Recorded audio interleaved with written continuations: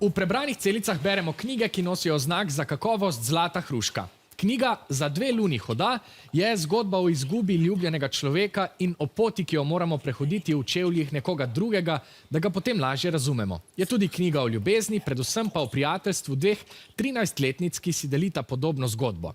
Brali sta jo Jasna in Aja. V knjigi Za dve luni hoda glavni junakinji 13-letni Sel umre mama. Zato se z očetom iz prostranega ameriškega podeželja odselita oziroma preselita v mesto v Ohaju. Sel nad tem nikakor ni navdušena, vendar ji bivanje v novem kraju lajša prijateljica in sošolka Phoebe.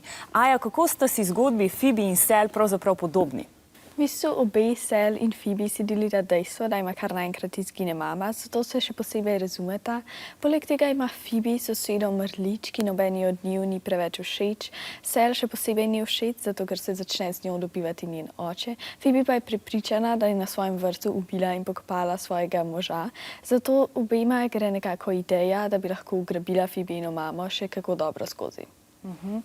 Phoebina mama se k sreči vrne, Sel se pa mora sprijazniti, da se v njenem primeru to ne bo zgodilo, zato se z dedkom in babico odpravi na pot. Kaj se kaj dogaja na tem potovanju?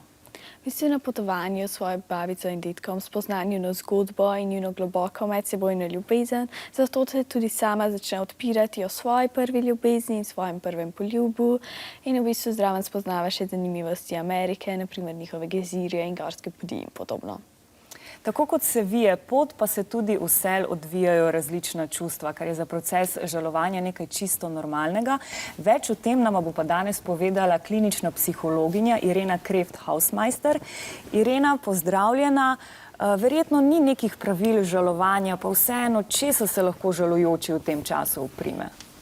Za žalovanje je značilna izmenjava čustvenih stanj, od zanikanja in otopelosti do žalosti, jeze, nemoči, strahu in obžalovanja oziroma krivde.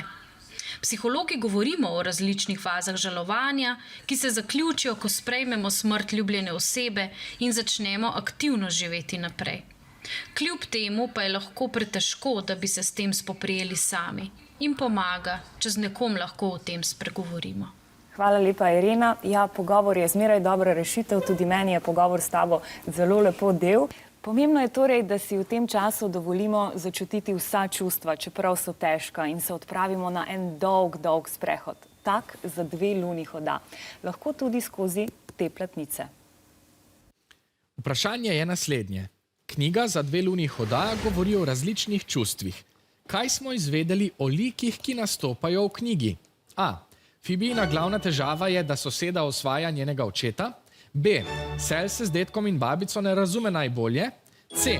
Phoebe je prepričana, da je na vrtu sosede truplo. Ali D. Selina izginula mama se sama vrne. 15 sekund se izteka. Kaj smo izvedeli o likih, ki nastopajo? Ja, ni na vrtu sosede zakopano. Spet ste odgovorili usklajeno, obe ekipi sta izbrali odgovor C.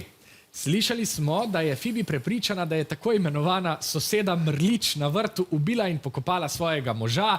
Rešitev je odgovor C. Obe ekipi dobita novih 5 točk.